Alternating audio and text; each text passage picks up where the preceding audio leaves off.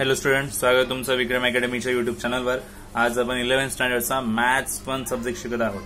Topic आहे first sets and relations. Okay, तर चला बघूया सेट्स अँड रिलेशन मध्ये काय पाहता येईल आपल्याला।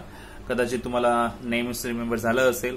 सेट्स आपण आधीच अर्लियर स्टँडर्ड मध्ये पाहिलेले आहेत। आय थिंक 9th स्टँडर्ड मध्ये आपण सेट्स शिकलेलो आहोतच।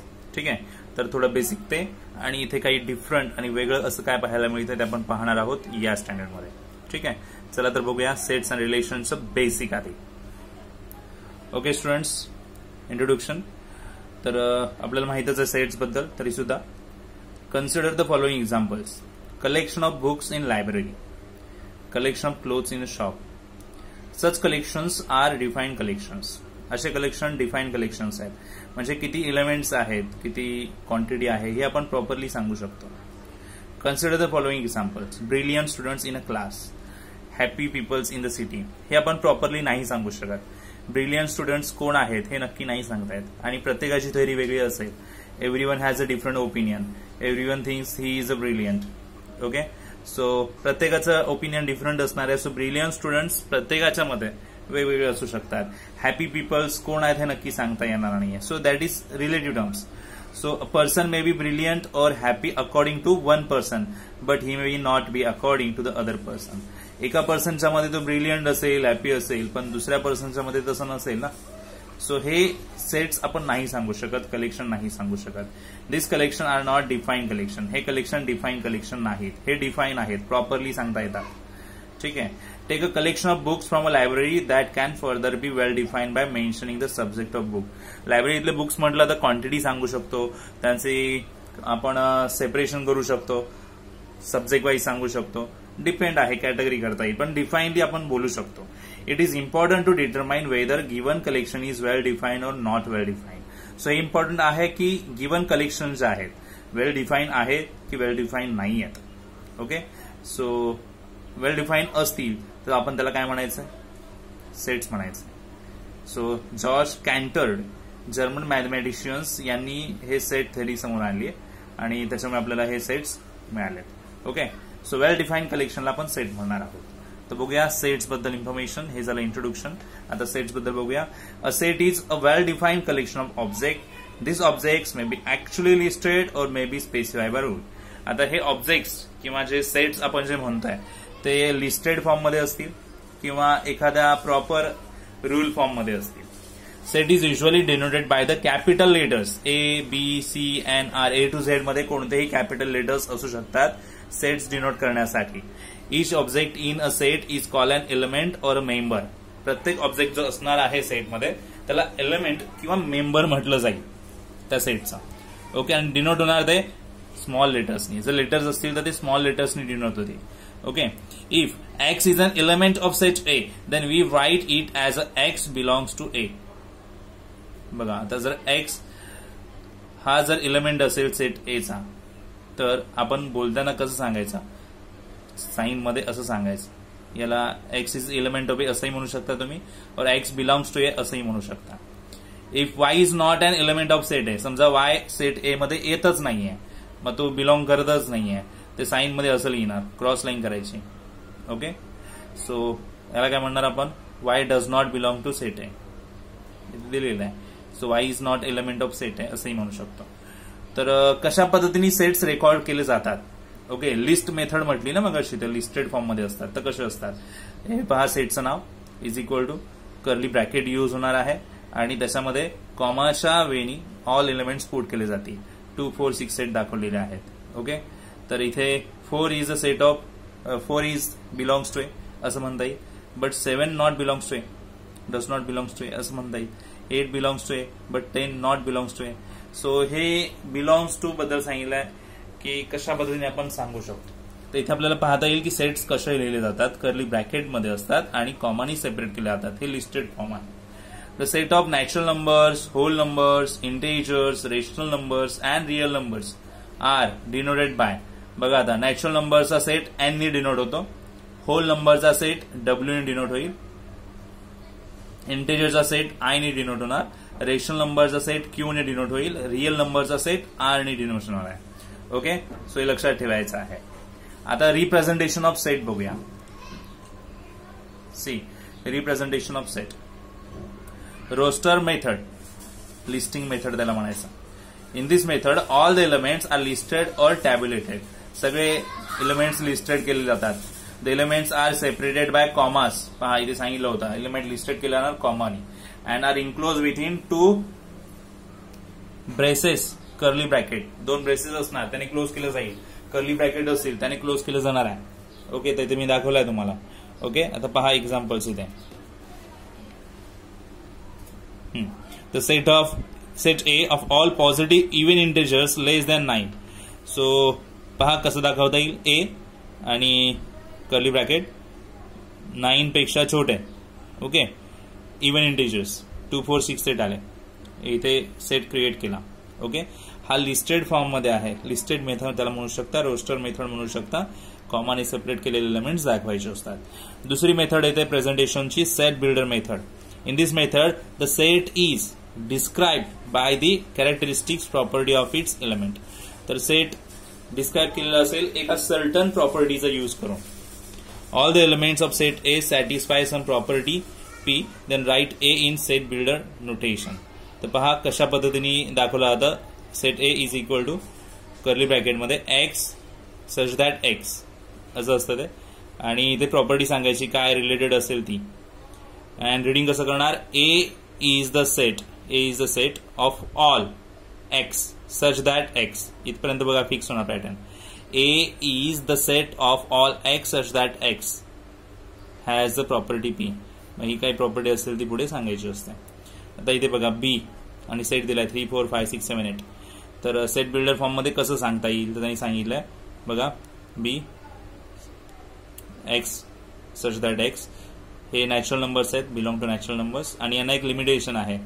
3 आणि 8 यांच्या मधले आहेत 3 आणि 8 पकडून. So 3 and 8. Okay, so 3 greater than equal to x greater than equal to 8.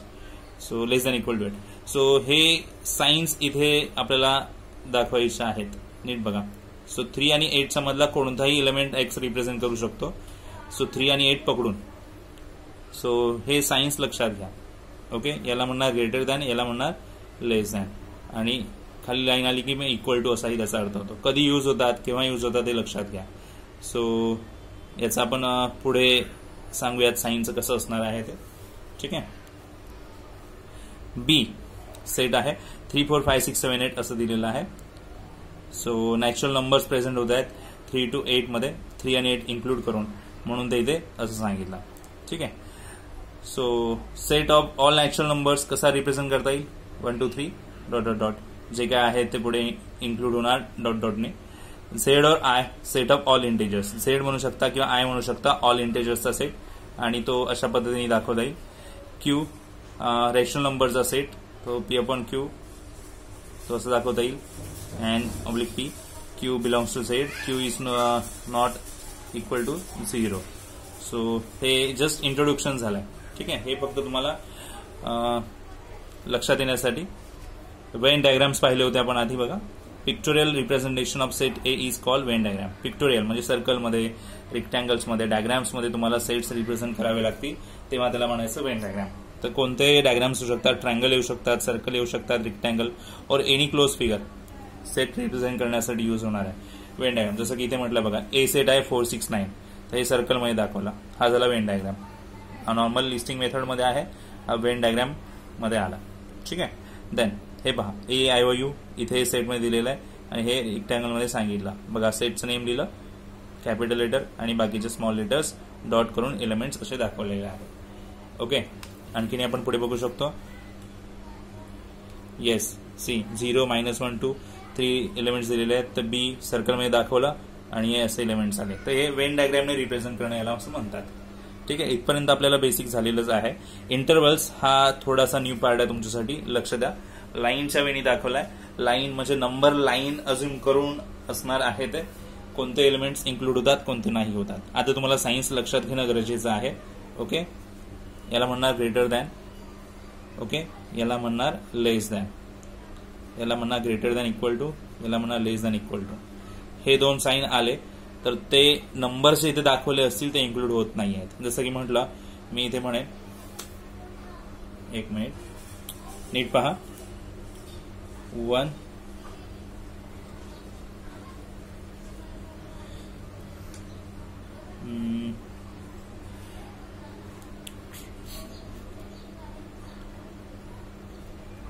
10 is अशी प्रॉपर्टी दाखवली. एक्स हा असा एलिमेंट आहे तो 10 आणि 5 च्या बिटवीन मध्ये येतो.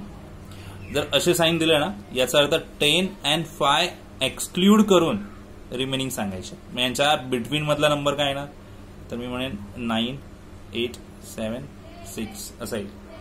So 10 is greater than X आणि X is greater than 5. It means यांच्या मिडलचा नंबर सांगायचा. बघा आता इथे खाली लाईन नाही आहे म्हणजे 10 and 5 सोडून सांगितलंय. आता जर लाईन आली असती तर काय झालं असतं याचा अर्थ 10 and 5 इन्क्लूड करून सांगायचे. 10 and 5 सुद्धा येणार. सो 10, 9, 8, 7, 6 म्हणजे खाली लाईन येणं याचा अर्थ तो नंबर सुद्धा इन्क्लूड होणार. इथे नाही आली म्हणजे हे नंबर सोडून बाकीचे घ्यायचे असतात. सिमिलरली मी असंही म्हणू शकतो.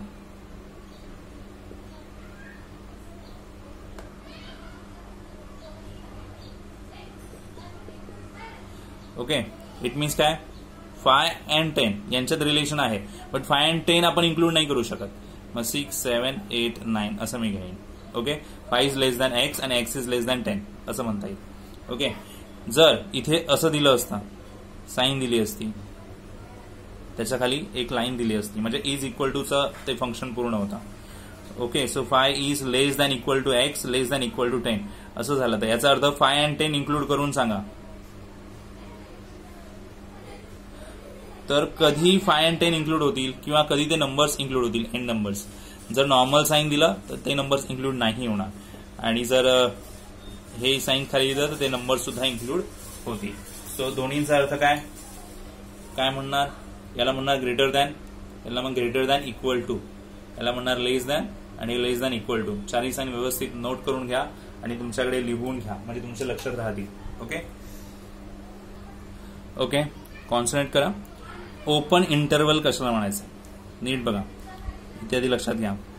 ओपन इंटरवल कशाला म्हणायचं साईन बघा P is less than x x is less than Q म्हणजे एक्स हा असा एलिमेंट आहे जो पी आणि क्यूच्या मध्ये येतो पण पी आणि क्यू नाही घेऊ शकत. बरोबर हेच सांगितलं मगाशी मी सुद्धा नंबरमध्ये.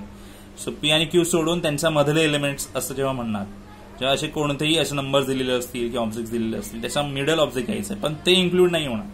त्याला म्हणायचं ओपन इंटरवल. नंबर लाईन कसं दाखवता येईल बघा तर इथे अशा पद्धतीने लाईन्स दाखवले. एक्स एलिमेंट येणार आहे पी अँड क्यू सोडून ते सोडून देण्यासाठी त्यांनी जस्ट नॉर्मल सर्कल ड्रॉ केला बघा.